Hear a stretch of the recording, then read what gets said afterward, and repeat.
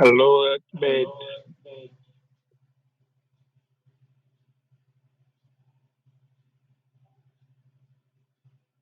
Hello, Ahmed. Yeah, hello, Joseph. Yeah, well, I can see you, but I think I'm dark. Yes, I'm trying to solving the technical issues. How is it? Yeah, all well. You read me now?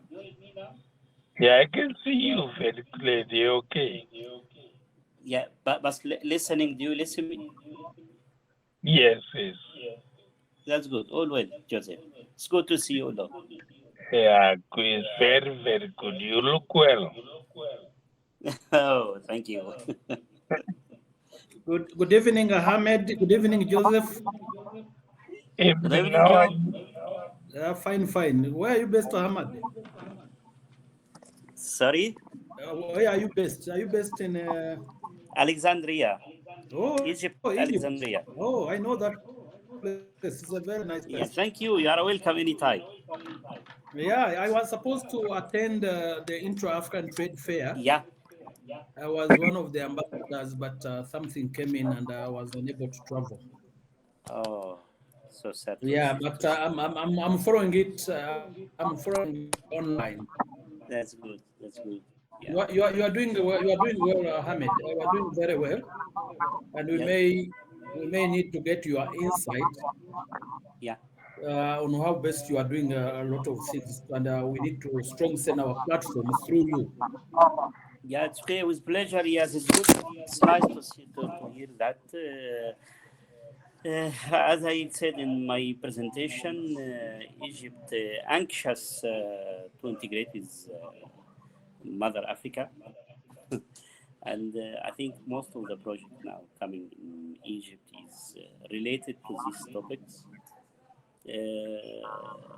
And I do believe that we have a very good opportunity for both for all African countries. I think this we have a good opportunity. Yeah, either in the worldwide economic situation or African situation or even each local country economic situation. Yeah, I'm there. That's very good. That's very good. You are in which business, Ahmed? I'm dealing with the freight forwarding business, specialized in air freight, sea freight, and also custom clearance. Very good. So Yeah, we also license for export import, okay. but this is a side integrated business. Oh, okay. Yeah. No, you'll drop me. I'll share with you my contact. I don't know if I can share it on the chat box. There's a lot we can work on, together. Can work on together. Sure, sure. With pleasure. It's a pleasure. hello, David. I can see the coffee from Ghana. Lunkuta, yeah. David, good evening. I hope in Ghana now it's 7.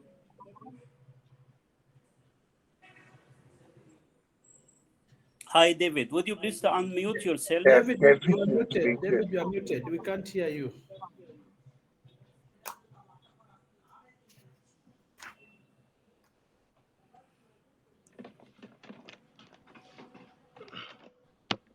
Bwana Gashego, are you on? We need to start our meeting in the interest of time. Oh, yes. Can you hear me, all of you? Yeah, Yeah, sure. we can hear you. Yes, I want to welcome you to the Africa Integration Think Tank meeting this Sunday. Like we said, we shall have them every Sunday, every weekend. So I'm grateful to our comrades, especially Mr. Joseph Musariri, who is the steering wheel from Southern Africa, Zimbabwe to be in particular. Colleagues Ahmed and all the others. I can see Mr. Bercencio from Mozambique. And most gratitude also goes to the chairman of the think tank, Mr. JB Kadisa.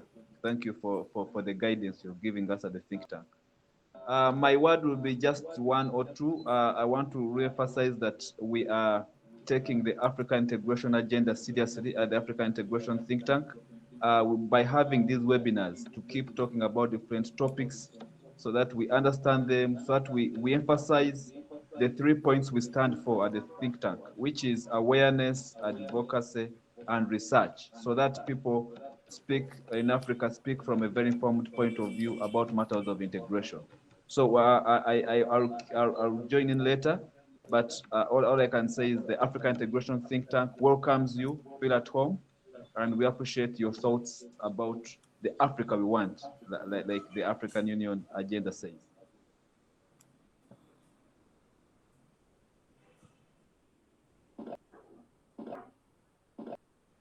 Yeah, thank you, our director Gashegu, and maybe for the interest of our rapporteur, the minute taker, he has requested that we write our names on the chat box, our names titles on the chat box, for him to be able to capture very well the minutes. And perhaps also, Gashegu, if you could allow members to do a quick round of introduction before we start the meeting. That is very fine. That is very fine, Chairman. And I can see Josephine Nyevaza. Thank you so much for being part of this platform. I can see many others. Yes, please, Chairman Debbie, please. Let's go ahead. Yeah, good evening, good afternoon, depending where you are located, where you are based. I'm John Bosco Kalisa. I'm the chairman of the think tank, but also the executive, the CEO of the East African Business Council. Happy to join this interesting discussion on freight and logistics. And I'm really very glad to see players, including Ahmed, being on the call, where he's going to also share his deeper insight on how best do we position our transport logistics through Freight and Forwarders Association.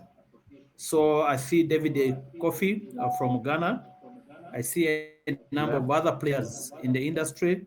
So it is really exciting that, and I thank my brother, the executive director, Gasheg, for championing this, because we always say that logistics and transport is the lifeblood of our trade, because our competitiveness as a region, as a continent, depends on how best we organize the shipping, how best we reduce trade costs through time and reliability in terms of supplies.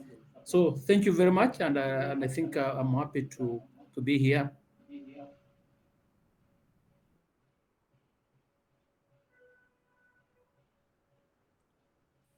Thank you very much. Should I introduce seen, myself also? Yes, yeah, you can introduce yourself, please. Go ahead. Thank you. My name is Gashegu Muramira. I'm the founder and executive director of the Africa Integration Think Tank. I want to inform you that all of us are into this think tank to help drive the Africa we want. We came in to bridge the gap between the people at the top, especially the policymakers, and the people down who should be benefiting from the integration process. You all agree with me that there is a very big information gap between those people who should be enjoying the integration process. So we came in to one, work on the advocacy, two, to work on awareness, but also do things from a research-based perspective. So our forum, like you saw, has over 500 members who are drawn from all regions of Africa. We have those in Southern Africa, the Arab Maghreb Union, we have from West Africa, and we have those from Eastern Africa. So all of you feel at home in this platform.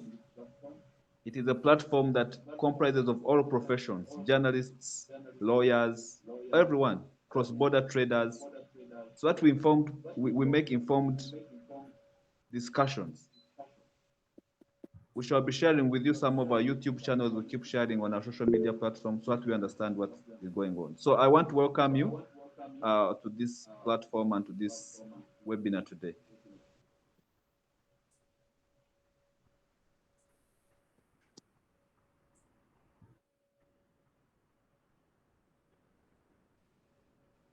Comrade Musariri, Comrade JB, someone else can go ahead. Thank you. Okay. Let me go ahead, my dear. My name is Joseph Musariri. I'm the Secretary General of the Federation of African Freight Forwarders. I'll be a moderator tonight. I'm based in Zimbabwe. Having it over to you, my friend Bercencio. Thank you very much. My name is Bercencio Vilanculo. I'm the president of the Freight Forwarding Association in Mozambique. We called it ASOLNAMO, which is in Portuguese, it's meaning like it's a Freight Forwarding and Ships Association of Mozambique. That's how we are. So also I'm the CEO of Business Logistics and Services and the Global Marine Service as well. Both they operate in Mozambique on freight forwarding and transport sector.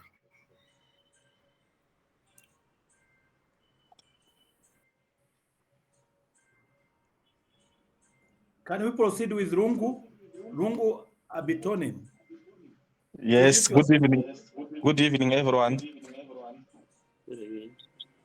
Yeah, my name is Abiton Lungu. I'm from MEPS Global Logistics in South Africa and in Zimbabwe. I'm the director of MEPS Global Logistics based in South Africa and Zimbabwe. Very good. Can we go to Ahmed? Ahmed? Yeah, thank you. It's good to be with you all. My name is Ahmed Khaleel from Egypt.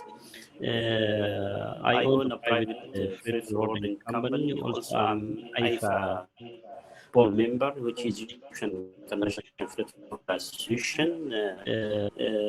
Also, I'm FIATA vice president. I'm the past president of the custom clearance association based in Zambia. And it's my pleasure to be with you to share all knowledge about integration. Thank you, Ahmed. Can we move to Josephine from FAFF, East African Freight Forwarders? Good evening, everyone. I'm honored to be here. My name is Josephine Nyevaza. Looks like today we have the only lady. One thing we should fight for in this sector. I'm from the Federation of East African Freight Forwarders. I'm in charge of training and professionalism, but I'm also the managing director of Intracargo Limited. Yes, and I'm also the chairperson of Women in Logistics and Transport in Rwanda. I'm based in Nairobi, however, with the Federation. Glad to be here and glad to meet everyone. Very good. And I think my brother Sheikh will take note of that. We need to have a gender balance, gender parity within the logistics industry. Currently is male or men-dominated sector. So we say thanks, Josephine, for bringing that. But we are very happy that you're also wearing a number of hats. Please, others could continue, please. A quick round of introduction because I can't see others, but they can introduce before we invite our speaker this evening to deliver his presentation. Anyone who have not introduced himself or herself? Josephine, did we get the executive secretary joining? I'm not so sure. Did you manage? I thought you had spoken to him. If you failed to get him, then looks like he's... Okay. That's fine. That's fine. Yeah, it's okay. But I'm here. Okay, you are here. Then they will do justice to the topic. Anyone else who has not, let me see, on the call who has not introduced Ahmed? Yes, I can see David, Kofi, I can see Austin, I can see Simba.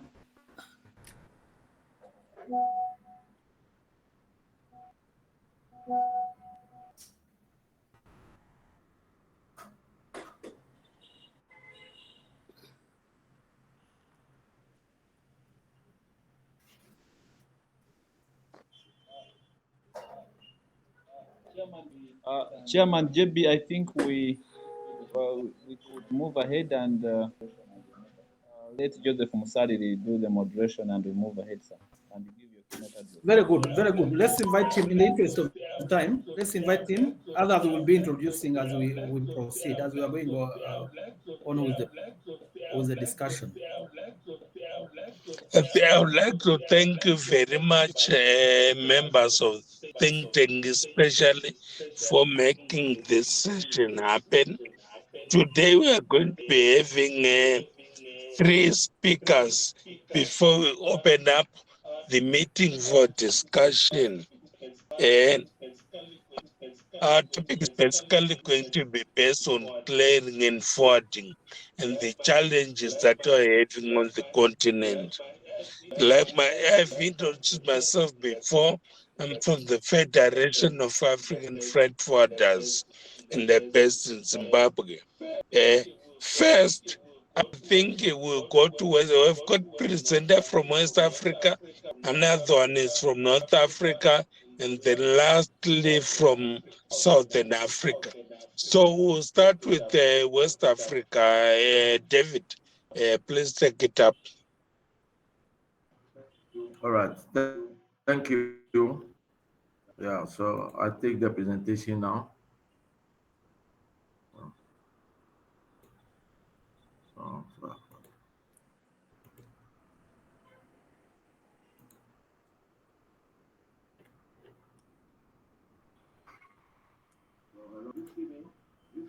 So hello, do you see me? No, we can see you, but not your presentation. Yeah, it's coming up. Yeah. It's coming up now. Yeah. Hold on. This is the presentation now. Not yet. But you can see the screen of your computer. Yeah, you can see the screen, but not the presentation. No. Hold on, just a second. Oh, sure.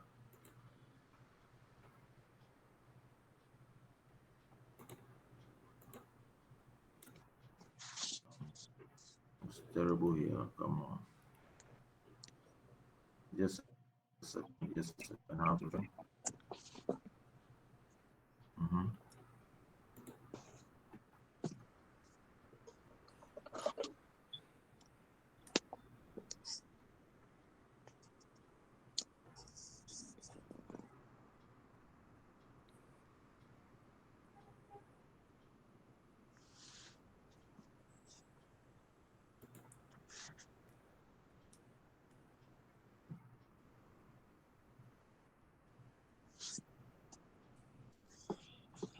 Are you succeeding, David? Yeah, get this presentation. Yes, yeah. Yes, not. Oh, I'm supposed to share now. Can you see?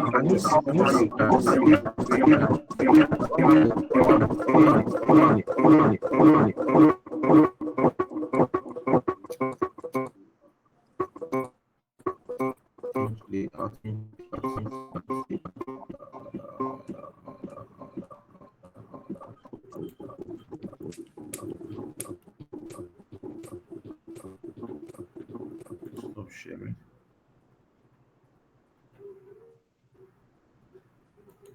Presentation. Select it.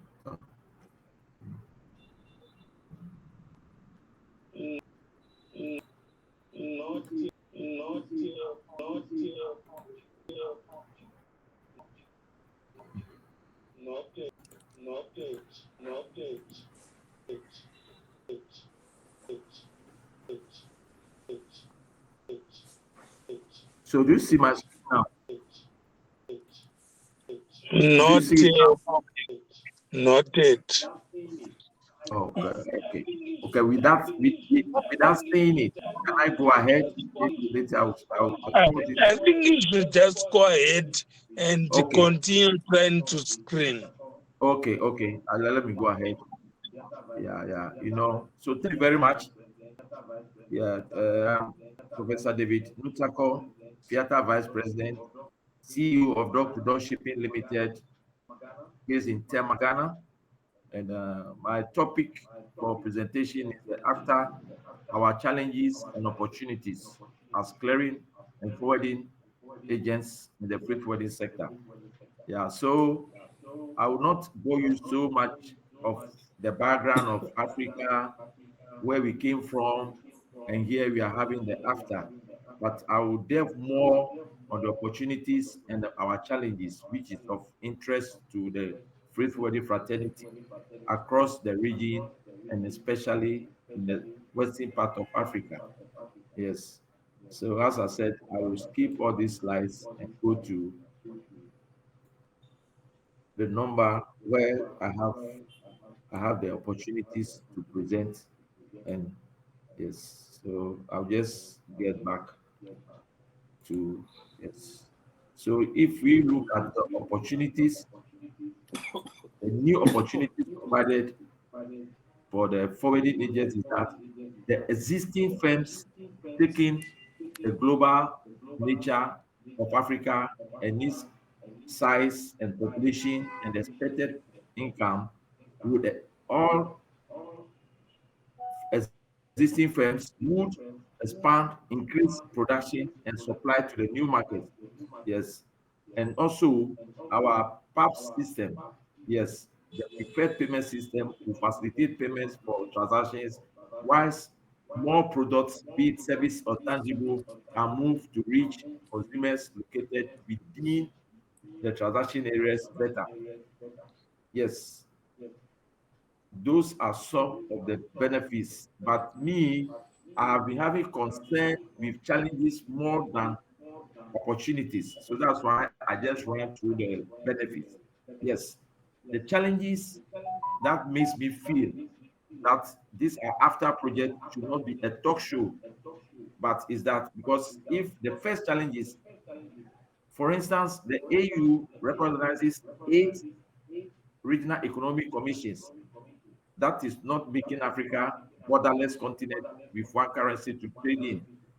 So, for instance, these 8 economic region commissions are, for instance, the, the Arab Maghreb Union, the Common Market for Eastern and Southern Africa, COMESA, the Committee of Sahara States, the East African Community, the Economic Committee for Central African States, the Economic Committee of West African States, the Intergovernmental Authority on Development, and last but not the least, the Southern Africa Development Committee. So with this, itinerary of laws in Africa, and which are also enshrined in legislature, how are we going to break the bond, the chains of bondedness to open up the region as a borderless and one currency-based region like we envisage to do, like the European Union, the Americans, the Asia, the Pacific, and the Far East. That has been my border or research so far. Good. Then, second challenge, which to me is being looked at critically by head of state and African countries, are easing our visa barriers. Yes, but to me, attempts are being made to ease visa restrictions of late. We all know some few countries like Kenya, Rwanda, and other borders are relaxing. So if these visa barriers are overcome, it's a huge attempt to really rationalize or make feasible the operations of the AfCFTA protocols. And to the last two very important challenges that does not bother much from the African continent that have expanded later, like our visa issues and the recognition of 8 economic commissions. Now let's look at the exploitation by our colonial master hitherto before the coming to being of the AfTA. Yes. So until AU tackles this exploitation and the control being unleashed on especially our African-speaking countries, will be having challenges. Come to think of it, that for everything that we discuss with a French colony, they have to consult their masters in France. Yes. So, and also,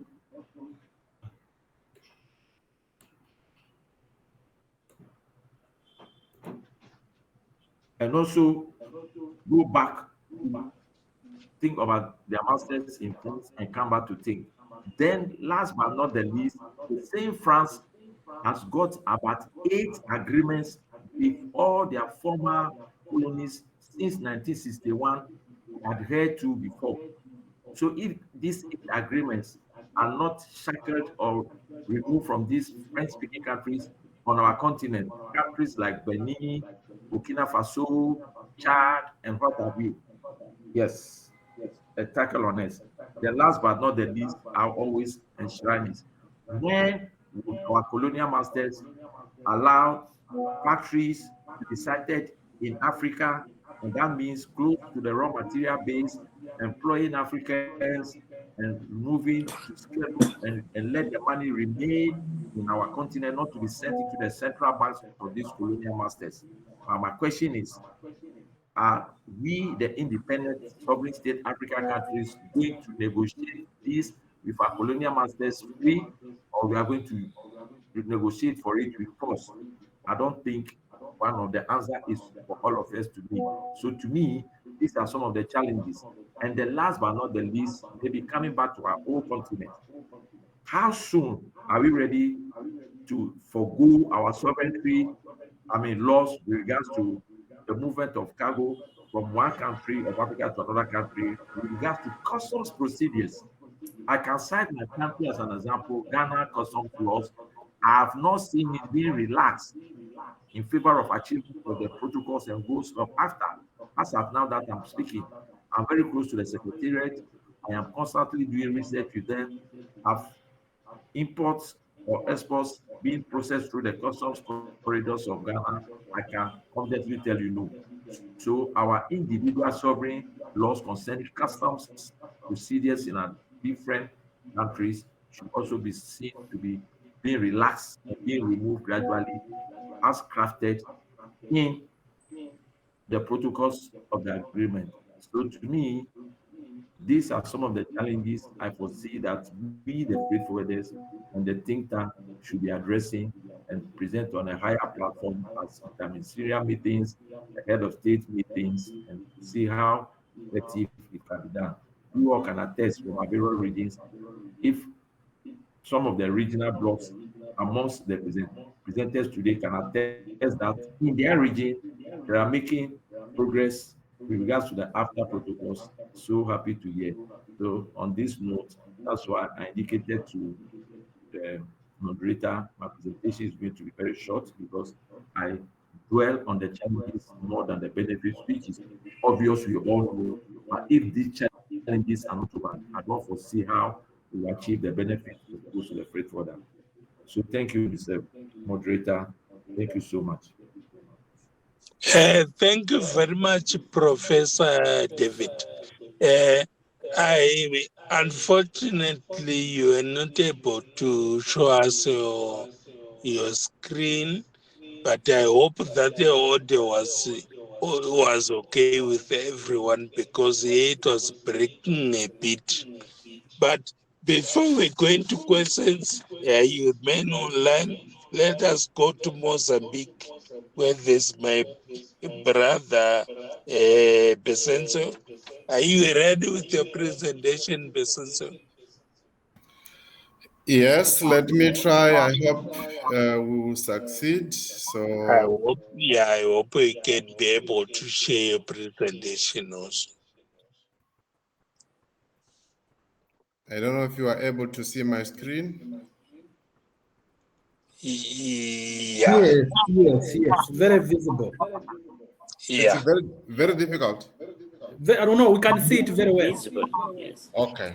It's visible. Yeah, but maybe at this stage, let me mention that your better language is Portuguese, but today I'm presenting in English. But so far, you're doing very well, Bercencio.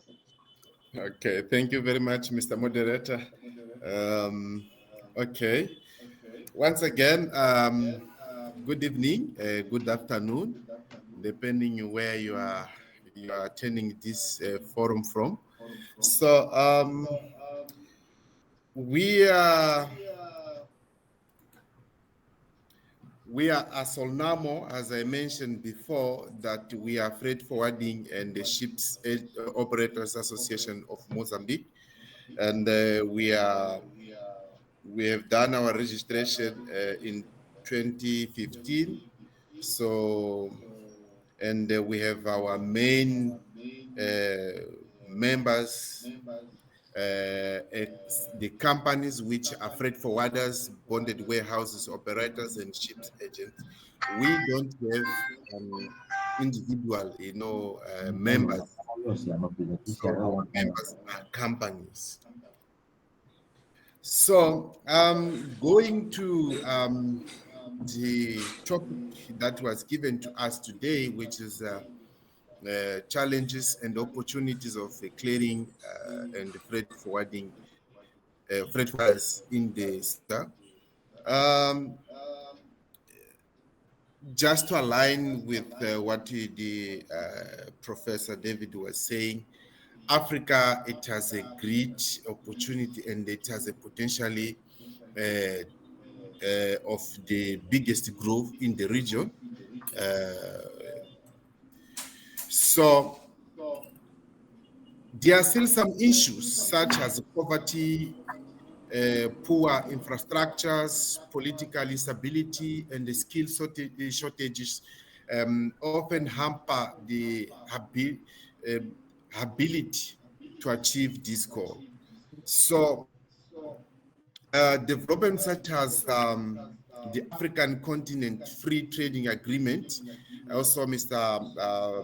David mentioned that, the world's largest free trade zone, large logistics infrastructure improvements, increasing industrialization, and massive technology advancement, however, imply that Africa may be entering an era of supercharged mobility.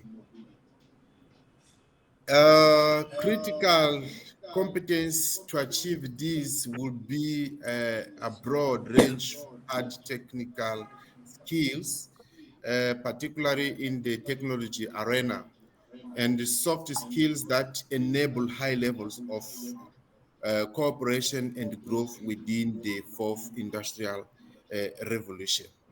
So when we are talking about challenges, specifically, we can find that the limitation of access to a big tenders and the projects due to the lack of information, it's become a bottleneck because most of the tenders, they used to be opened and closed out of Africa. And then they come into Africa just for implementation. So we find this as a big challenge to us as Africans, freight forwarders, and the clearing agent. Also, the quality system management certification, the ISO, it's a big challenge. It's a big challenge because you may be a well-organized company. You may be a company that has all the requirements, but if you don't have the ISO certificate, the qualification or you are not qualified by system management, you will not be entitled, you will not be qualified to, to participate on the big projects, on the tender. So that one, it means that we need to improve ourselves, to develop our skills in order to meet the international standards. The lack of contemporized logistics platforms. Yes, we are demanded to invest more on new technologies in order to respond what actually the global of logistics demand in terms of software that we're using for our operations, we're using for our logistics in general. Also coming to the infrastructures and costs, we have combined the infrastructure and cost because we still have problems of our roads. We still have problems of some way bridges along our corridor, along our roads. So this it's also contributed to increase the cost of logistics. So we still have a lack of a good roads, a railway that is working perfectly to connect one point to another point, where we can have different options to transport our cargo, to move our cargo from one point to another point. The roads, the railway infrastructures, and also the cost of air freight is still a challenge to most of Africans' markets, as well as the port infrastructures. They still need to be developed and also to meet the international standards in order to reduce the cost, because the more we are capable, the less will be the cost. We need also to harmonize our rules, our policies. I think this is the key. I hear Mr. David was mentioning the issue of visa within African countries. And that is extending to also to the customs procedures. It's very difficult to move the cargo from one country to another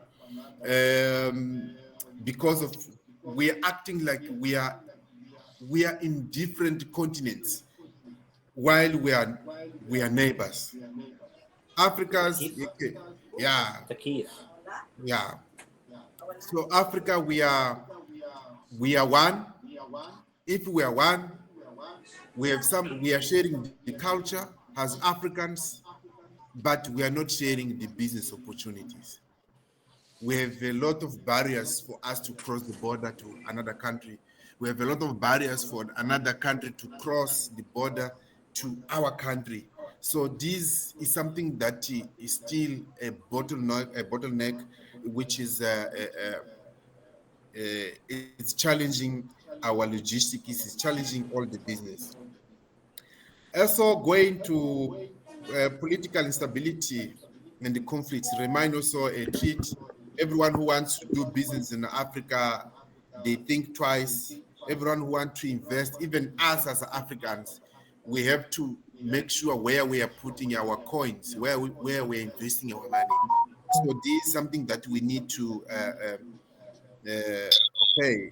We may not have a solution as freight forwarders, but as Africans, we may contribute to get some possible solutions. And also coming to the corruption is still a big challenge. It's not easy to move to move around Africa means crossing border. You may find out that the cost of moving the goods has to include the corruption, because you cross from one country to another country, and then you find out the road police or the traffic police, they are there to ask for their part. And then you go to the road authority, they are there to ask for their part. You go to the customs revenue authority, they are there to take their part. And then you go to the police. So all these, they are becoming barriers along logistics business, which is it's also affecting negatively. Okay, yes, we have a challenge, but also we do have opportunities. We have opportunities where we have the development of the new projects in Africa. Mr. David was talking about not exporting the raw material. So we have to make sure we have to incentivize the transformation in Africa so that we can sell the final product. It will increase more jobs for local people. And also it's opening some opportunities to most of us as a freight forwarders to participate and be a part of such business. Because if we have a lot of transformation in Africa, means we may have a lot of product to be exported to different countries over the world. So there's an opportunity to all of us to participate. And also coming to the part that I like myself, the partnership. It's an opportunity to grow together. Means we as the freight forwarders, we have to be united. We can't treat each other as the competitors, but yes, as the partners. In some certain projects, big tenders, we have to go together as a team. Then we'll be stronger. The chance of us to get, not qualified, it will be reduced, because if the project is taking place, let's say in South Africa or in Ghana, there's someone from one point and plus this one from Ghana, we go as one, and then we'll be stronger. Because where I need to improve, maybe the other partner is already ahead on that. So it will be contribute for us, for all of us to grow together if we consider the partnership as the key for our growth. Also, we need to work closely with the local governments to promote and approve the policy to protect the freight forwarding and the customs and clearing agent. Because on that point, I think most of the African countries, we are treated by the shipping lines. The shipping lines are now taking over everything on one-stop solutions, means the integrated logistic solutions. We as freight forwarders now, we don't have our own containers, we don't have our own vessels, and they are selling door to door. This is something which is very, very difficult to deal with, because if you see in some certain countries, most of freight forwarders, they are now, closing because the business being taken away by the shipping lines. So in this way, in others, we need to locally approach our governments, or as the African body, we need to come up with something that can, protect us. As the freight forwarders, as the clearing agents, we need to be protected, because the way how it is, we are not in condition to compete with multinational companies. We are not in position to compete with shipping lines, because these are billionaire companies. So we have no how for us to compete. The only way for us to survive is to give a pressure for the local governments so that they can come up with some kind of legislation to protect the local indigenous companies so that they can survive, or so that we can survive. Because in the next 5 years, this platform will not exist because most of us will be farming. That is belong to us as African. We'll be farming, and yeah, we'll be no longer in the business. And also we have to, we are challenged to there's an opportunity also to invest on infrastructures and the skill to develop our people, our workers, ourselves, the quality of service that we are offering, so that we'll be in position to compete with international companies. Because this is also the big challenge. I understand that we as Africans, we may think that, yes, we need to invest while we can see that I have a business that can pay back. But that, for us, is still a challenge that we have to look, we have to try to invest, to organize ourselves so that we can be on position to participate on big tenders. Also, there's an opportunity for all of us to participate on the international networking or networks. That's very, very important because we exchange the experience. I personally used to participate on some international networks where most of the people, some of them, they know only South Africa, or they know Nigeria, they know some of the countries of West Africa,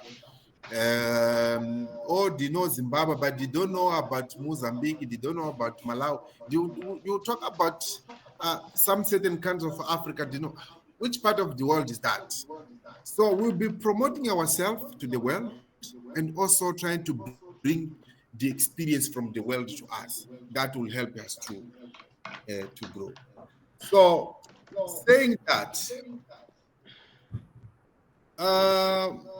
we need to remove the cross-border barriers and improving the efficiency of our one-stop borders. Yes, in some certain countries in Africa, we have one-stop border, but which still need to be improved in terms of their efficiency, because things like you take more time on one-stop border than on non-one-stop border. So we need to remove the cross-border barriers. We speak same language in most of the sharing borders, or in most of the countries. Why not we cannot have the same language in terms of customs clearance procedures? Why not we cannot speak the same language in terms of police requirement, police procedures?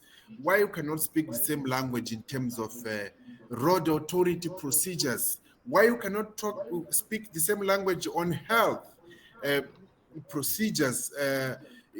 It's very difficult. Some of the the coastal the countries which are on the coast to move, let's say, seafood into landlocked countries. Some of the landlocked countries, they cannot bring their food, their stuffs into some of other countries because we have there some certain barriers that we Africans, if we want, we can remove them, and we will make sure that the business of freight forwarding and the clearing companies, it can move smoothly because we are here, we are there to facilitate the clearance, the cross-border, and the transportations. We are there. But if you find out, you find in between some barriers, like, okay, you just cross the border and then you are like, you're in America, you are like in Asia, where some for some of us, they do speak Mandarin, they do speak other language that we cannot understand. But in most of the place, we do speak the same language. But the barriers are there that we have, as I mentioned, with all these and agricultures, we cannot, circulate our products, we cannot share our markets. We open borders to overseas. We close borders to our neighbors. We close borders to our Africans.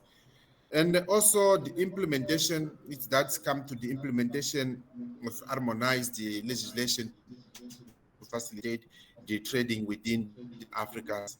And also we need to think as Africans, freight forwarders, we victims of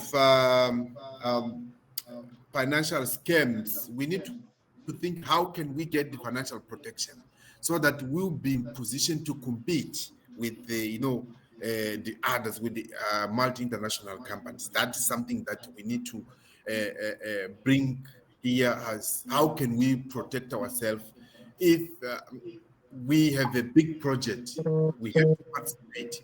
Where can we get the source so that we can, be in position to participate to that project? Where can we get the source to invest so that we can improve the quality of our service? These need to think as Africans, also as a clearing and freight forwarding committee of Africa. Saying that, Zvakanaka, asante sana, tatotera zikomo, tabonga, kanimambo, and thank you for everyone. Well done, my dear friend Bercencio. That was a mouthful. You went on to opportunities, but you could help it but to go back to challenges. Like obviously, like what Professor Nukuta said, we've got plenty challenges that we need to discuss about. So now we hear from Egypt, Ahmed, and then we can open up the session for discussion with everybody. Over to Ahmed. Yeah, thank you, Joseph. Everybody is showing my screen. Can you see my screen? Noted.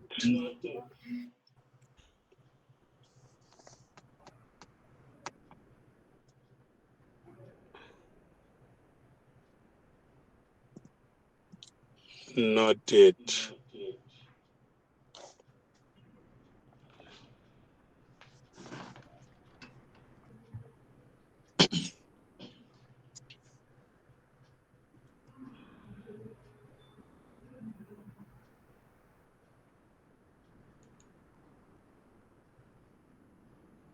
Oh my God.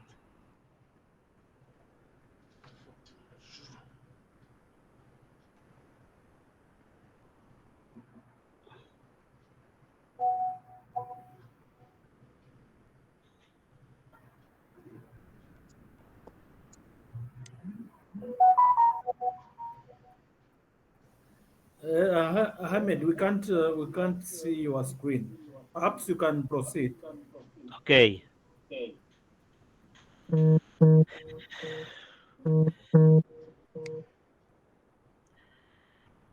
Okay. As I said, it's my pleasure to be with you. I'm sorry, later on I will send my presentation. In my presentation, I'll take quick overview on what is EIFF, Egyptian International Freight Forwarder Association, which represent 800 freight forwarder companies of about 50 more or less 1,000 individual employee. This company leading the freight forwarding and logistic business within the international and national Egyptian territories. Also, I would like to highlight an overview about 3 Egyptian major projects which may serve the African free trade area. The first major project is the custom modernization. Egypt went through an intensive modernization of their customs system and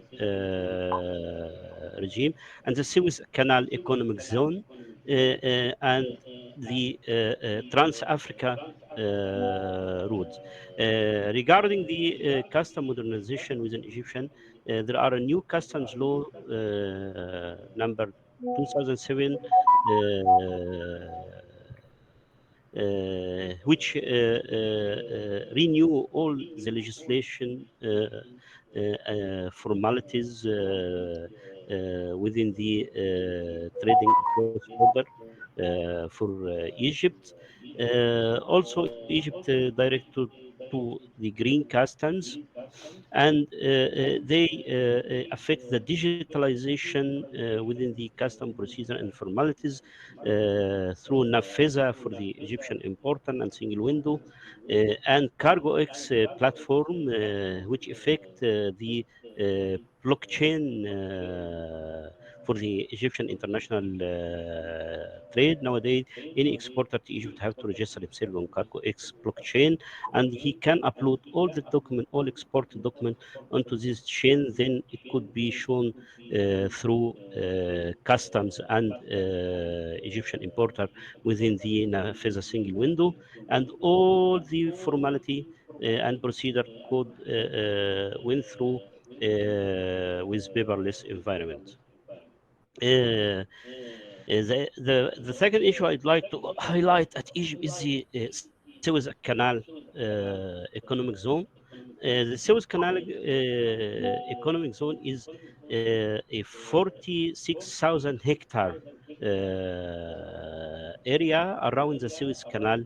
Around the Suez Canal, this zone, I do believe it is the project of the century, not only for Egypt but also for the African and Middle East. We can benefit a lot. Unfortunately, I'm not able to share my screen because it's located around the Suez Canal, which link the east to the west, and also from the south getting to the Red Sea, which linked the East Africa to Egyptian ports. This area, by the way, is have its own law. It's considered as a part not beyond the Egyptian law, but it's free trade area.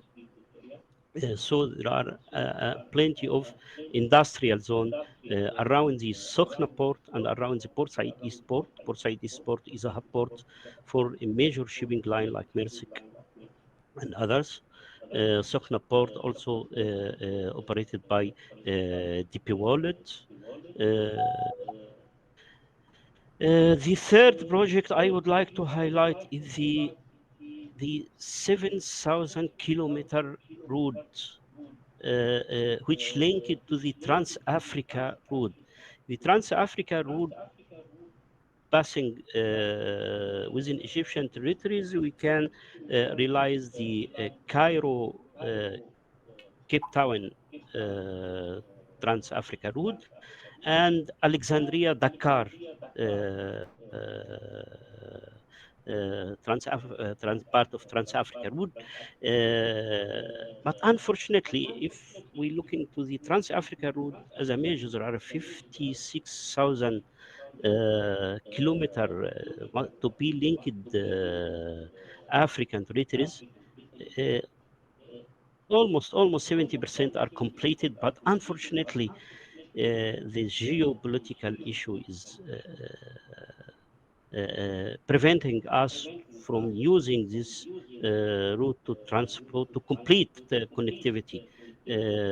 For example, if we catch the Cairo Cape Town route, we found the border issue at Sudani border, at between Sudan and South Sudan, Ethiopian border, and also on the other hand, the Alexandria Dakar will find the issue at Libyan borders, and also Alger, Morocco, blah blah blah.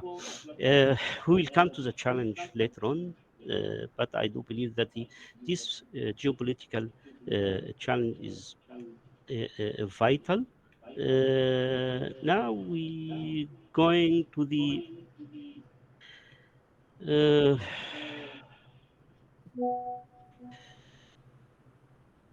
I made a pistil analysis for our business as a freight forwarder. As we all know, logistic is connected the world and at Africa, as my colleagues said, we had the challenges, but I am one of those sees that every challenges could be turned into an opportunity. For example, if we go to the political issue, we have mostly unstable political within the status. There are a new political direction to unify the African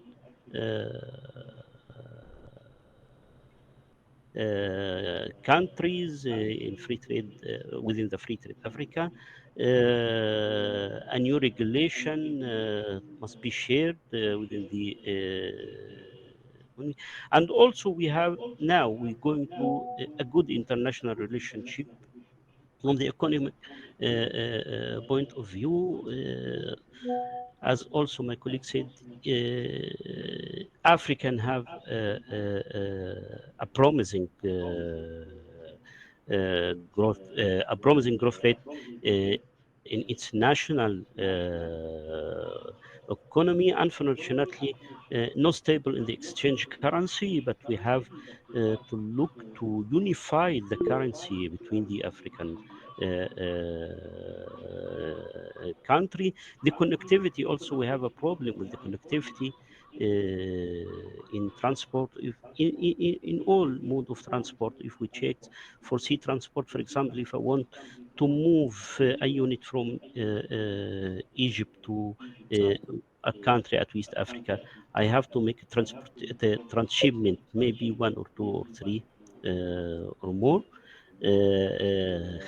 Mostly passing through European country to go to Africa.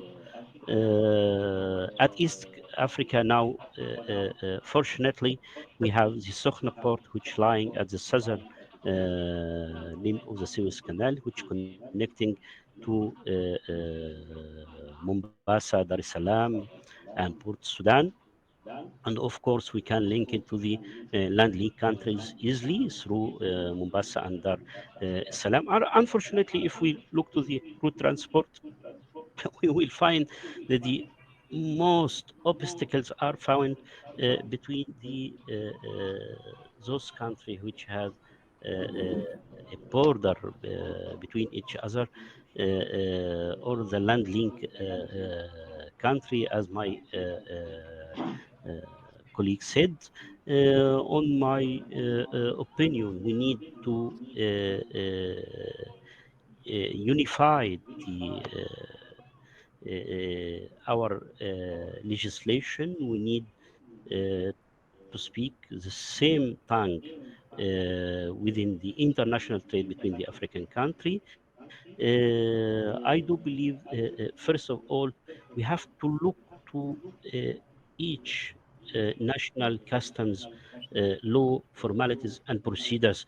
This must be unified at first. Secondly, we need to change the barrier legislation. The third, also, we have a lack of information everywhere.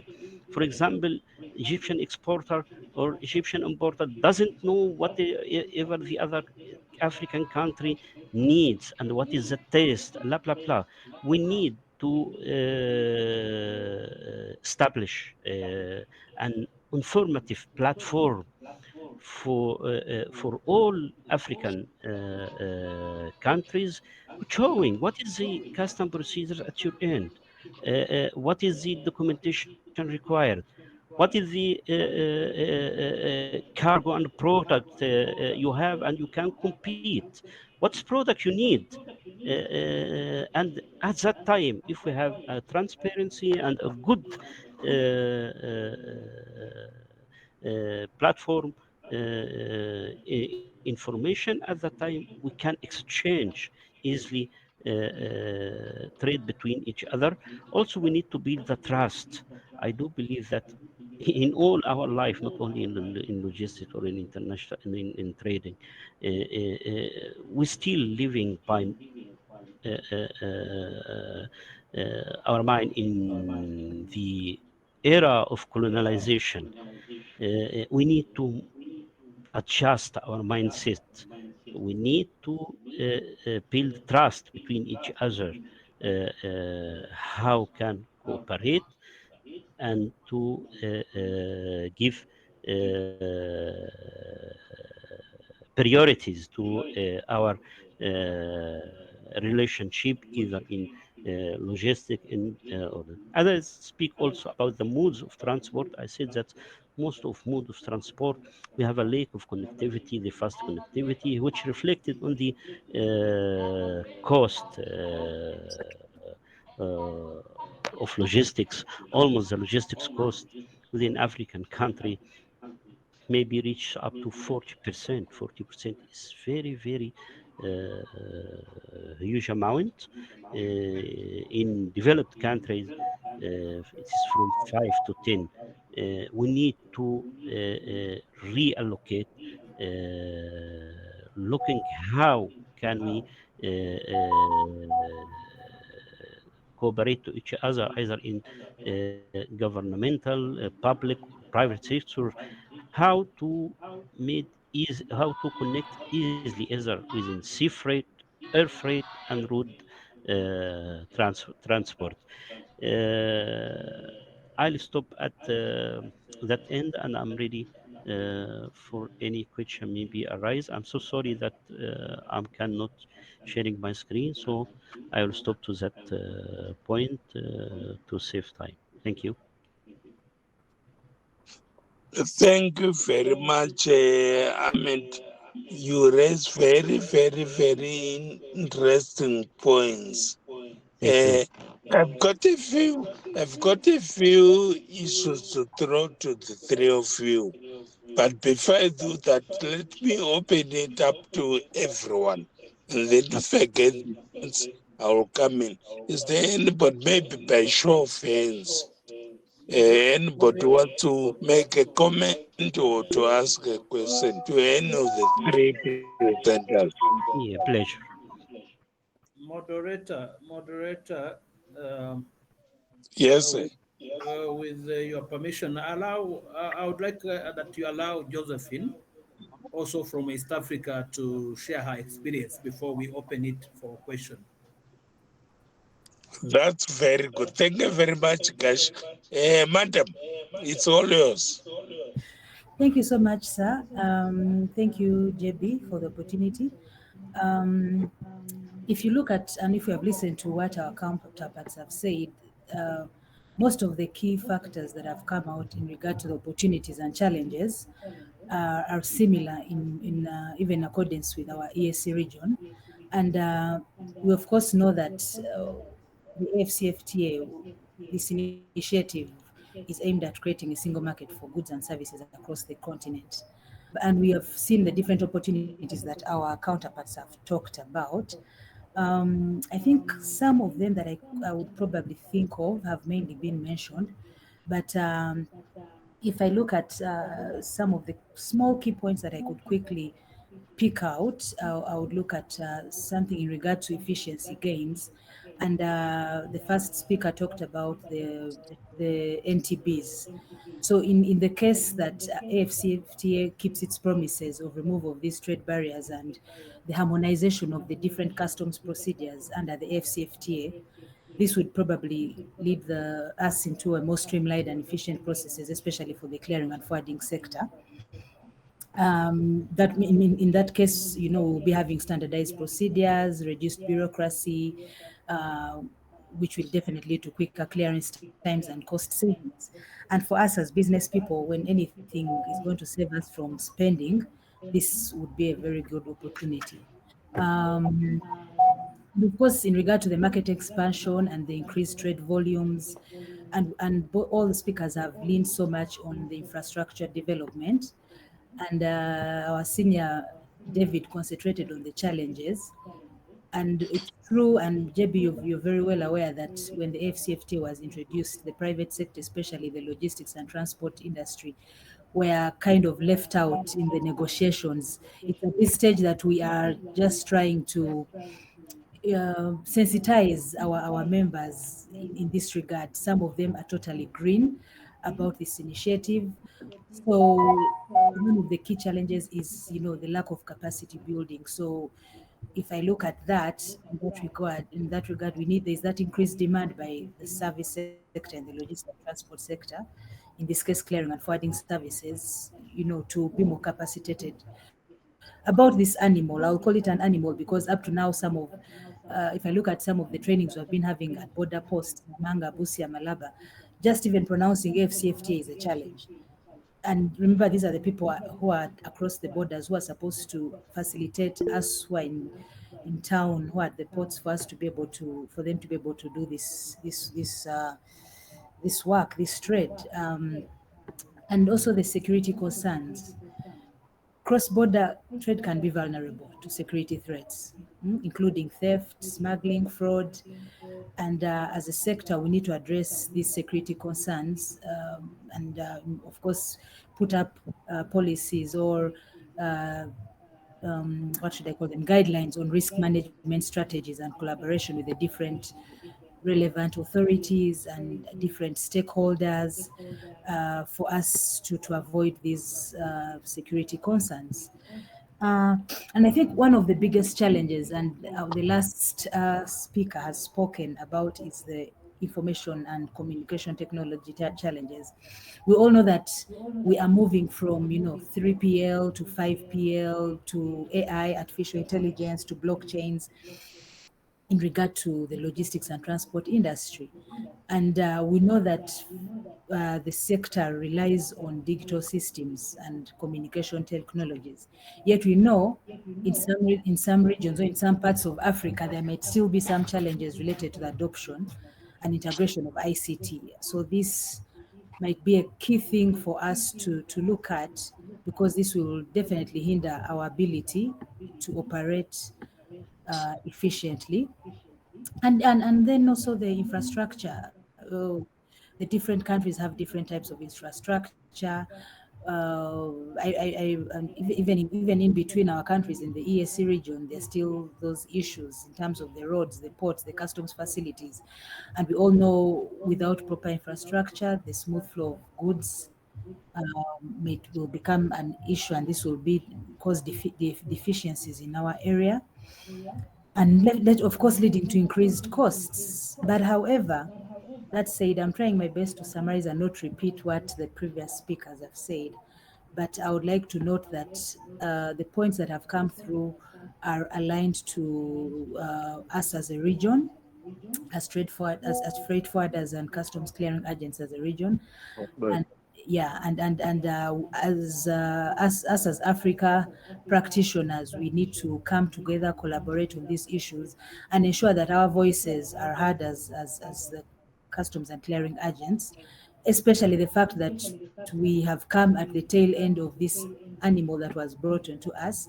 But we all know it, if we work together with the policymakers and ourselves and our other private sector stakeholders, we will be able to efficiently trade across the region.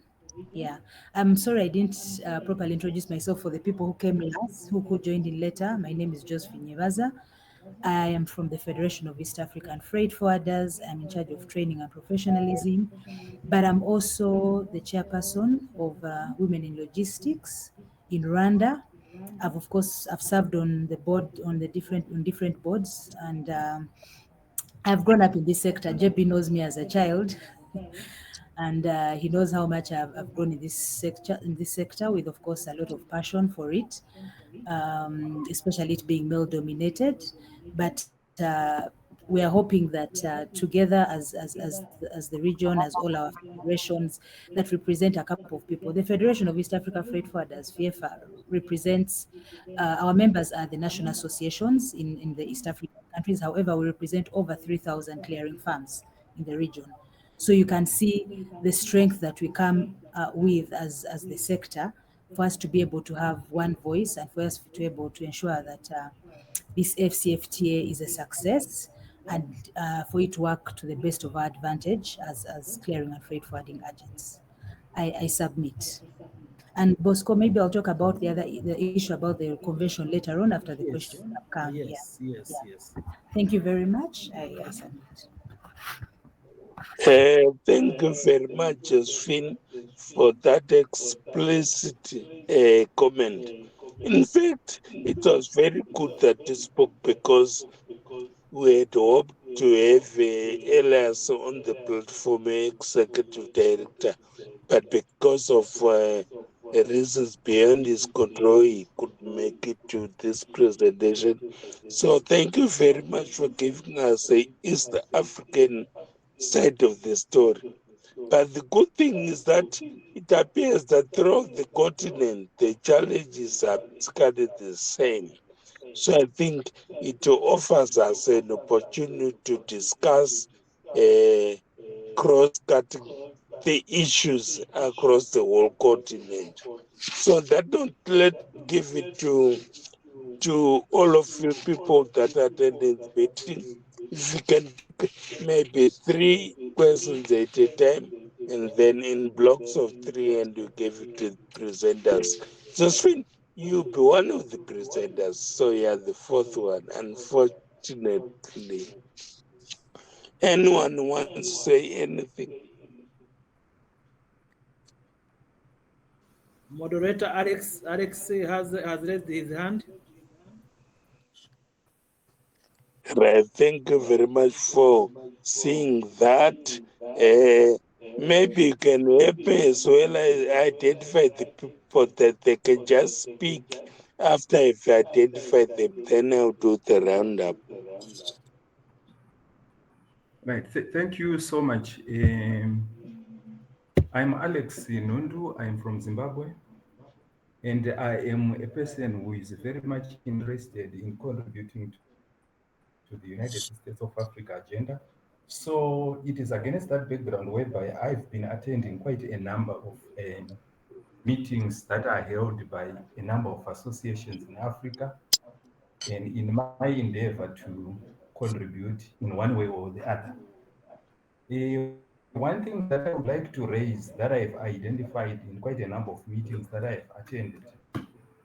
First is that, yes, we have continental associations, but these continental associations, in a way, they are not actually developing in tandem with the dictates of the global trends.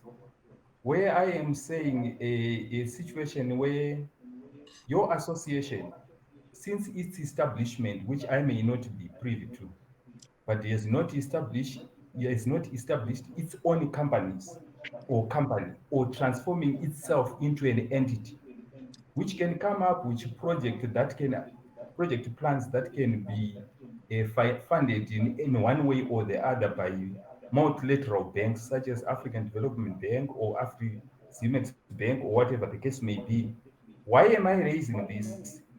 If you remember, our colleague from Mozambique raised the competition that is coming in from China and other companies that are in your business, who are actually participating in tenders in their country of origin, where as Africa, you will only be able to go and compete in such tenders as your companies in single form than as a conglomerate.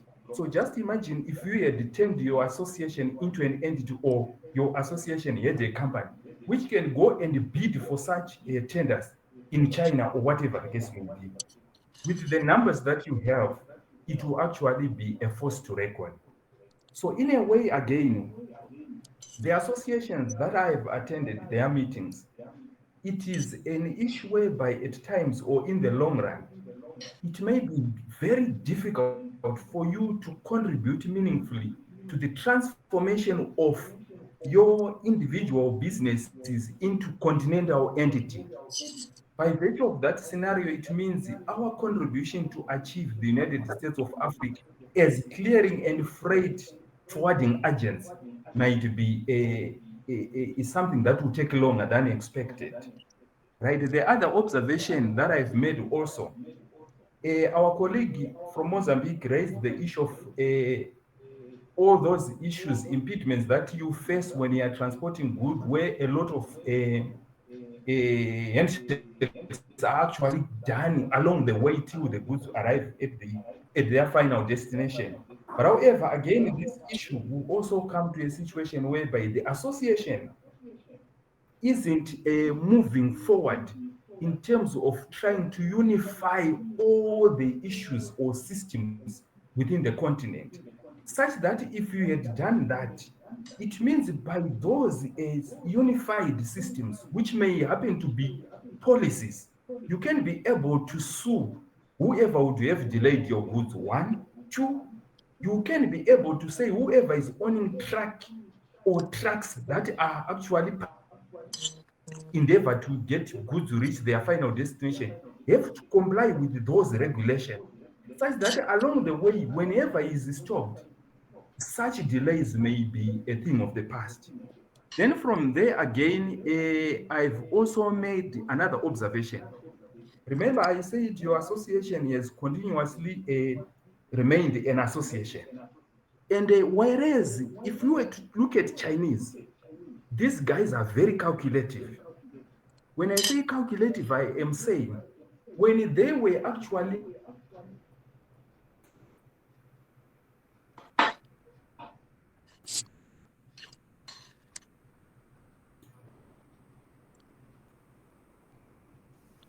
We have lost you, Alex.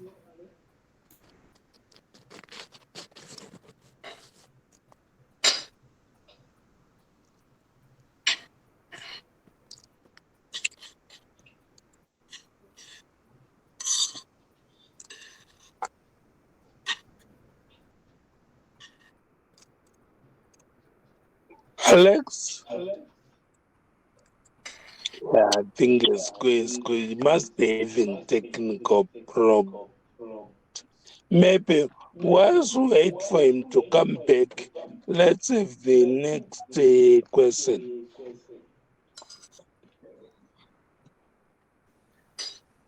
Moderator,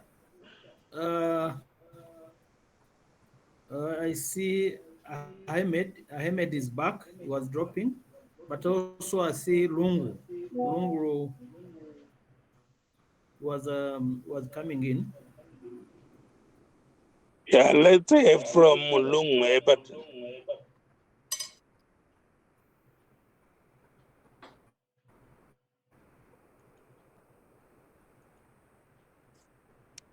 Abiton, please come in.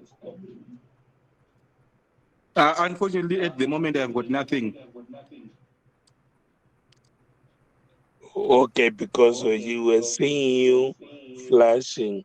Okay, Anyone knows with anything to say?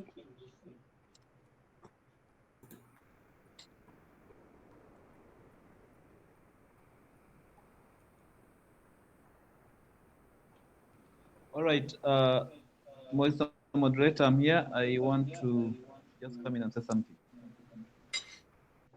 Go ahead.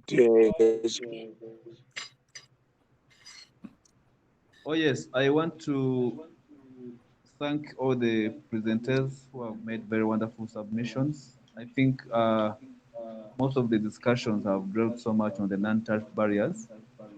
And what I can say is that as the African Integration Think Tank, that is at the cornerstone of what we think and what we want to do practically to make a contribution towards eliminating some of these consistent non-tariff barriers. In the East African community, there's been an effort to get rid of some of these, but some are still consistently happening.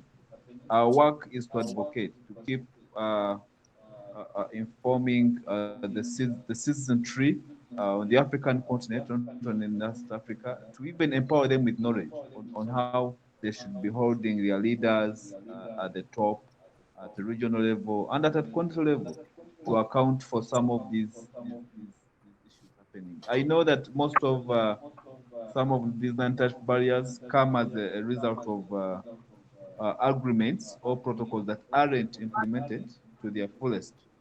So we at the African Integration Think Tank is to create room for discussion on some of these things, to tackle some of things like protectionism on the continent that still hinder free trade, free movement of people and persons, to get agreements out of the shelf, those that have been on the shelf for long and are not working. For example, on liberalizing the airspace and having people free moving without having a lot of trade barriers, technical barriers to trade. So my message is simple to all officials in the freight forwarding industry that you have a very, very strong and solid partner in the African Integration Think Tank. We shall be there when you need us, and please, we shall be a call away. Mr. Ahmed from Egypt, Professor David, my brother Joseph Musariri, Mr. Bercencio from Mozambique, and all the others. Please count on us. Dr. Peter Shu has always been by our side. So we want to say thank you so much for all the time you give to the think tank. We appreciate your presentations, and please count on us, like I said, as very, very reliable partners in driving the Africa we want. Like the agenda is 2063 in the African Union. Thank you very much, Kasheko. I don't know if Alex Speck was raising a very pertinent question. I don't know, Kasheko, did you get what he meant by he kept on referring to your association? So I'm not sure which association he was talking about. Yeah, I'm around Mr. Musariri. No, I was saying when Alex was speaking, he kept on referring to an association. He was saying your association. Do you get what he meant and which association he was referring to? Maybe Joseph. No, I didn't. No, I didn't. No, Joseph. Maybe I can. I can Yes, comment. I can comment briefly on what Alex raised. Yes, and, John. Yes, and he was very right. He was very right that our associations, the Fight Forwarders Association, across the continent, they have been fragmented. They have been so small. They have kept so small in terms of coming up with perhaps, and putting it in a better term, coming up with a strategy in terms of their competitiveness edge.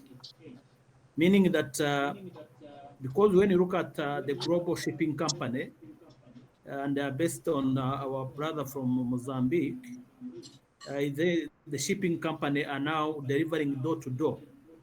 So they are disrupting the local or regional companies, the African indigenous company. And what Alex was saying, which is important, I say that if you unite, you work together, then you can leverage big funding. Then you are in a position to compete with multinationals. And I think he gave an example of China, how the Chinese are working together to win big tenders. And I think that's the spirit. I was with Josephine in a meeting in Mombasa on Africa cabotage, where we are saying that, oh, these big ships are taking over the business. What can we do? And what the CFTA is bringing on board is saying, now we are looking about 100 vessels. Who is ready to provide those vessels? Are we ready? Are the association ready to come together to deliver 100 vessels? They are looking at 2 million trucks. Are the association ready to mobilize their members to buy or purchase those 2 million trucks? so that the opportunities doesn't go to multinationals, the opportunities remains in Africa. They are talking about 100,000 locomotives. Are the association ready to bring that to their members? So I think it is a call, Alex, what you were saying is a call for a unified voice among the association members to come together and be able to win these tenders.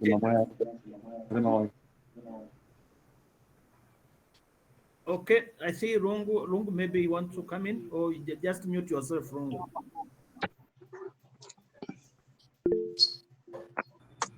Ahmed has raised the hand, Joseph. Please go ahead, Ahmed. Yeah, thank you. I think up to this situation and the escalation raised by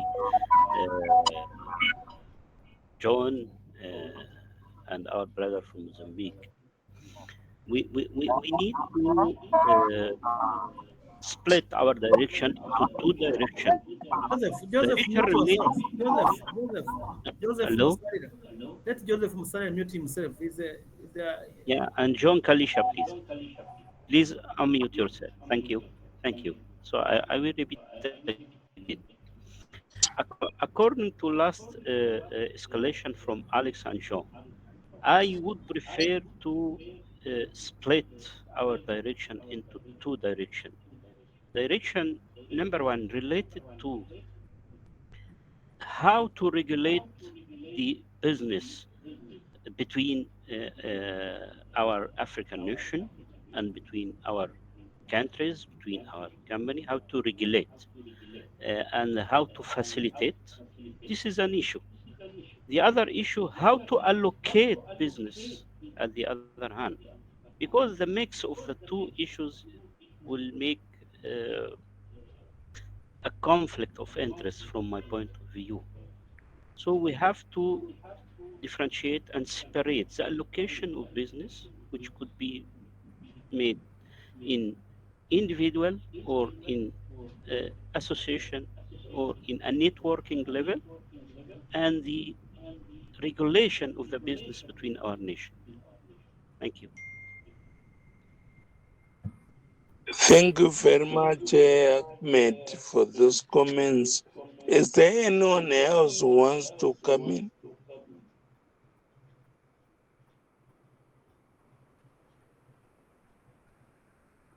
I'm not seeing the names. Maybe Kashegu can help me.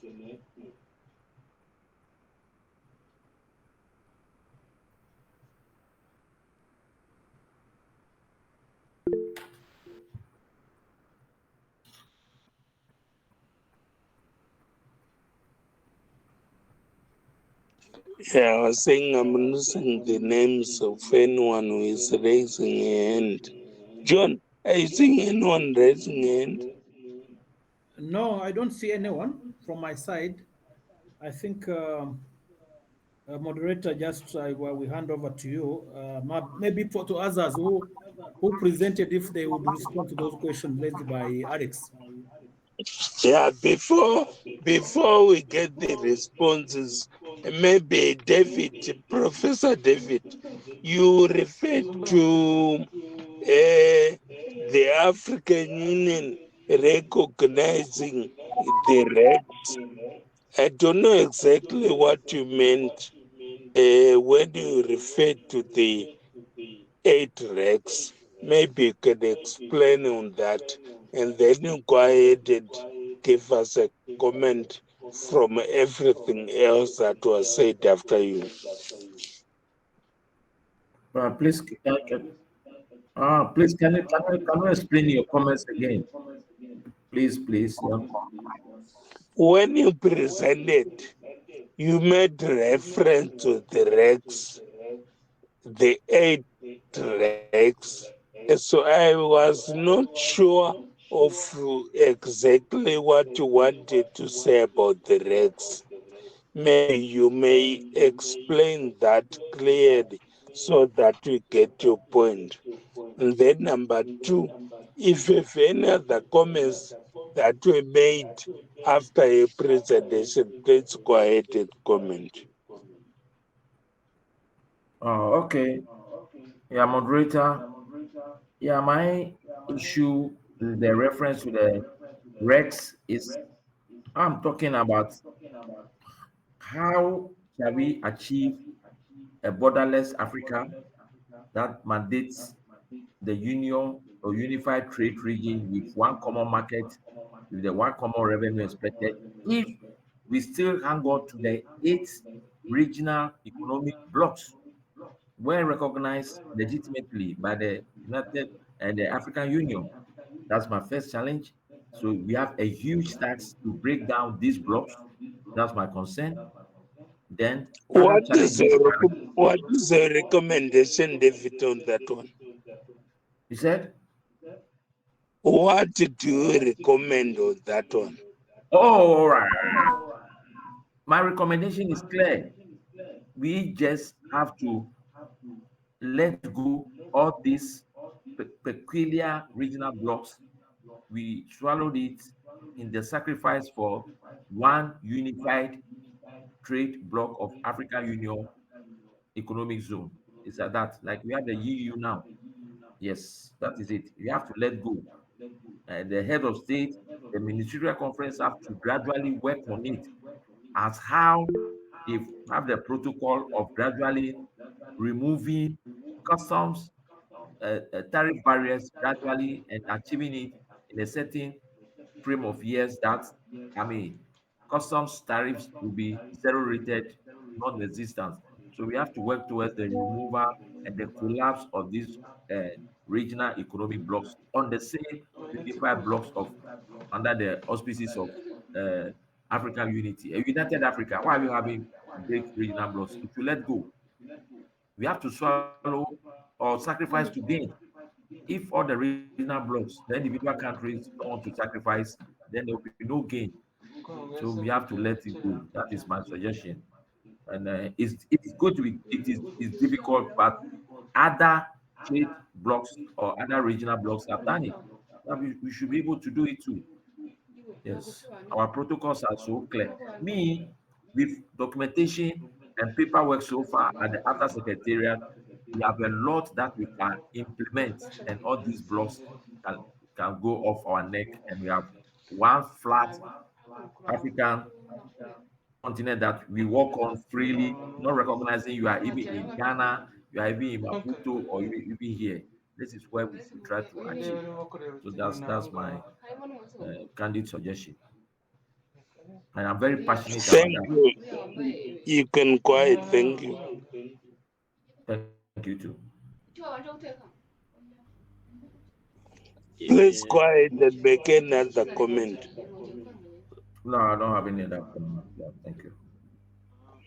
Right, Ahmed, do you Yes, have good evening. anything to say? Yeah. David, I want to ask a question about your opinion about the future of the region and sub-region blocks. If we arrive to that extent, one unified free trade African bloc. So, what is the future for the region and sub-region blocks? Is that Yeah, a so what? question What? to David? You said what? Yes, What's it's the future? yeah, yeah, yeah.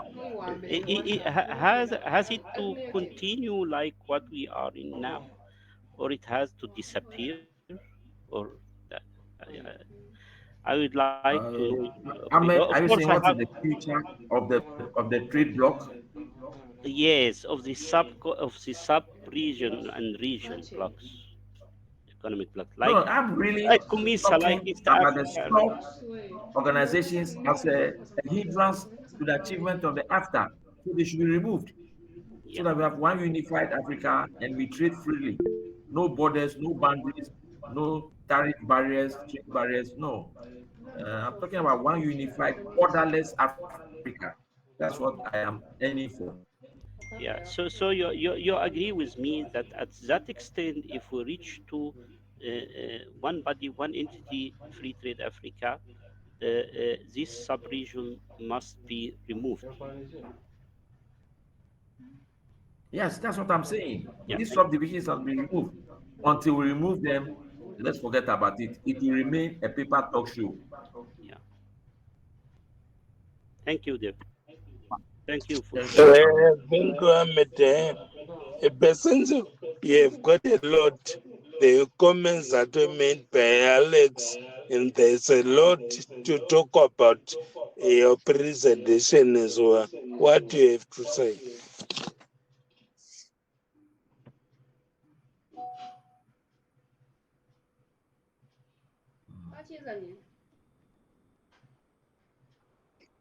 Bercencio from Mozambique is still there. Yes, I'm still here. I was saying there was a lot that was commented about the presentation, and there were also comments from Alex. If you remember Alex Nundu, he was very passionate about what I was saying. What is your comment on all that? Thank you, Mr. Moderator. I didn't want to comment because I saw Mr. Alex he raised his hands, came back, he wanted to conclude his intervention. But let him conclude before you comment. Okay, thank you. Alex, are you around? Yes, I'm around. Let me just check on my write-up whether I had exhausted my points. Okay, I think this one, I touched on it a bit, but I had not finished, and it is something that will answer what was raised by our colleague from Egypt when he talked about what will happen to regional economic blocks and whatever the case may be. One other thing that I thought may be an issue is to do with the economic benefits that are accruing to your individual entities, like Mr. Musariri's entity and other members' entities, such that at the end of the day, if we talk of unified operations within the African continent, then how will these individual entities will be operating within that unified entity? I think if you remember very well, the setup in South Africa between Lesotho and Eswatini, they've got what they call tax sharing system, because Eswatini and Lesotho are within South Africa. So there are some other benefits that they are accruing to them. So I'm simply saying, through formulation of a conglomerate within Africa, you can agree how many shares each entity will enjoy from there. So it means that you will be now saying all these other individual entities will be swallowed by that bigger conglomerate. And for your own information, it is beneficial to each individual member, such that when it comes to you becoming a person who might not be able to execute what you are doing right now, it will be ensured by that conglomerate that even if without your participation, whatever the case may be, you will still earn economic benefits that you are currently enjoying through you being a board member right at the level of the conglomerate at continental level. So that issue will also answer quite a lot of people. Then from there, I had raised the issue about the turnover. This one might be too confidential, but I was trying to look at the turnover of member and try to, sorry, somebody is supposed to mute himself. Right. This issue of turnover, I wanted to check by how much can we be able to compete with those international shipping companies who are able to supply vessels, able to supply containers. If we have that turnover, by how much can we be able to secure funding that can allow us to compete with those companies from China? Because China is saying we are a supplier or global supplier, and it's now owning vessels, it's now owning containers. And as Africans, how can we compete with such an organization that is financially stable? So that's when I am saying, in our individual capacity, let us come in together and be counted, because we'll be now a team which has got pulled, which will have pulled their resources together and formulate a very big organization.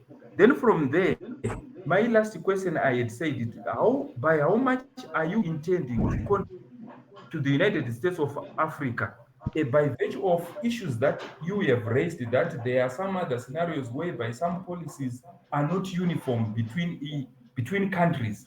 But in a way, as an association, there are some other issues that you can make it possible that they are uniform.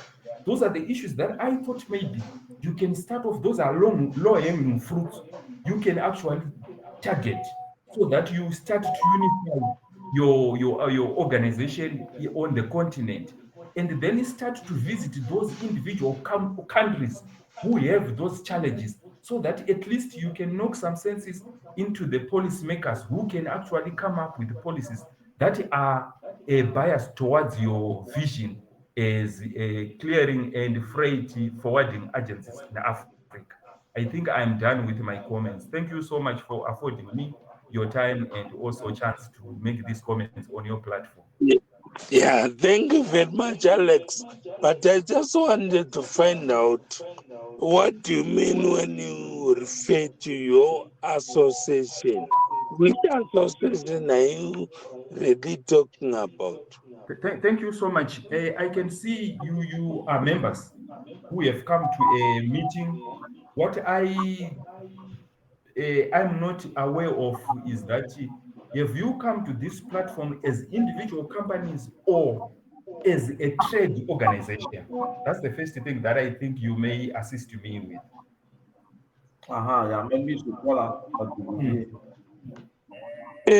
Gashegu, can you answer that one on my behalf?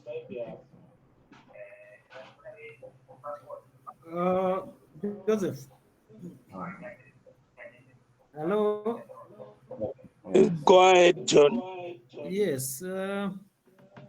Yeah, I wanted to respond to some of the issues raised by Alex and also Ahmed in terms of Yeah, first, please do. yes, in terms of the regional economic communities, and I think also David highlighted it. You know, the CFTA, the Continental Free Trade Area, is anchored. The pillars of the CFTA are regional communities. They are the building blocks. So what means that the lakes are very important instruments, or they are important within the Continental Free Trade Area. But the issue David and everyone was raising, are these going to phase out? I see with time, because the integration is always a gradual process. With time, when we achieve Africa, Africa Economic Community, the rates are going to phase out. Because the reason why they are not phasing out now is that some are at a different stage of integration. So you don't want to lose the momentum. For instance, like now, ESC, we are at the Customs Union and the Common Market.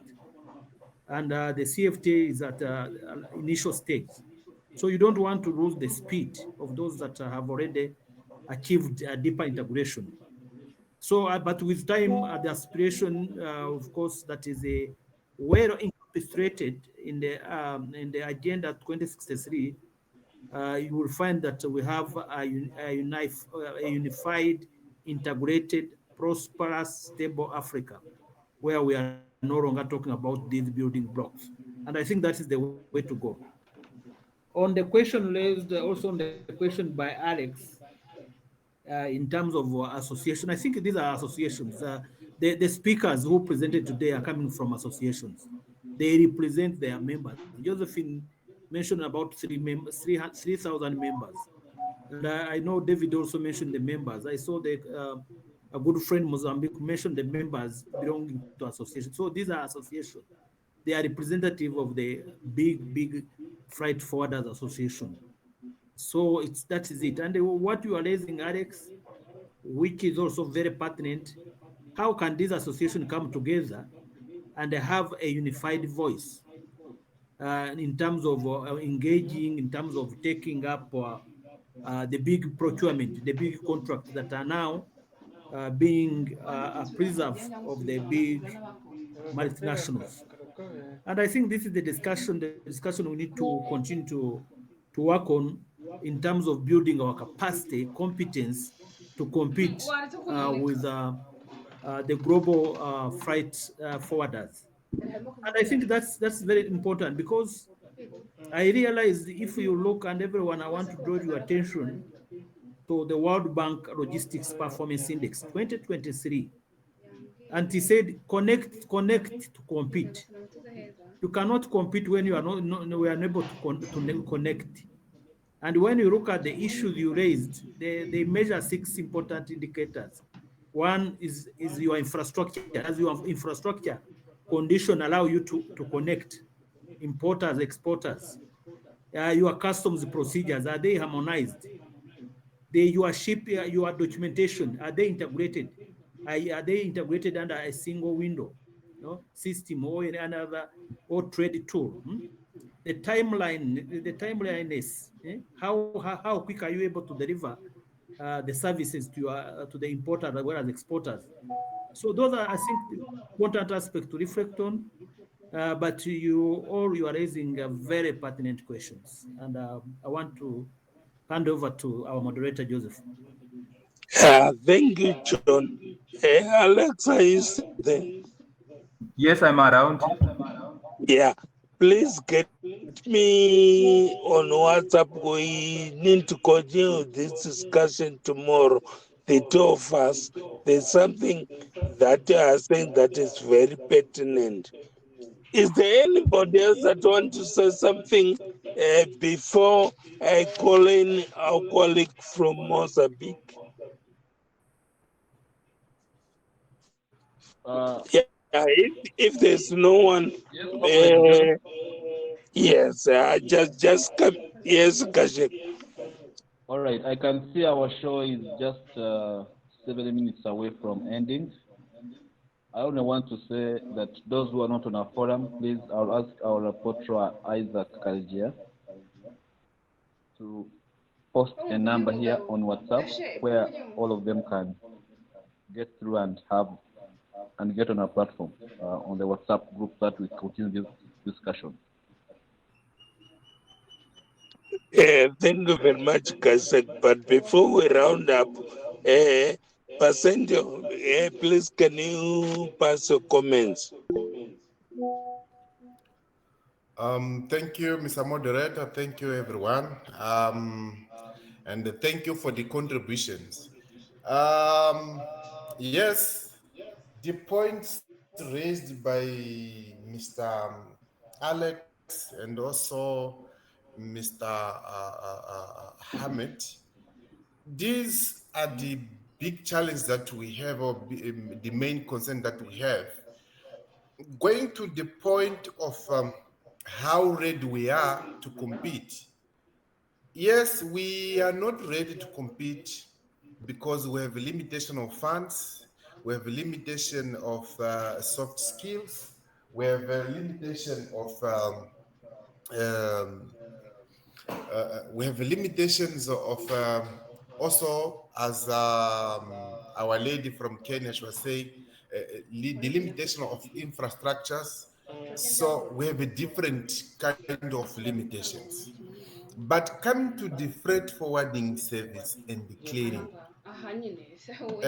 when we are saying we have to come together and growing together, we have to first to make clear that the freight forwarding service is not demanding a huge investment as we compare with shipping line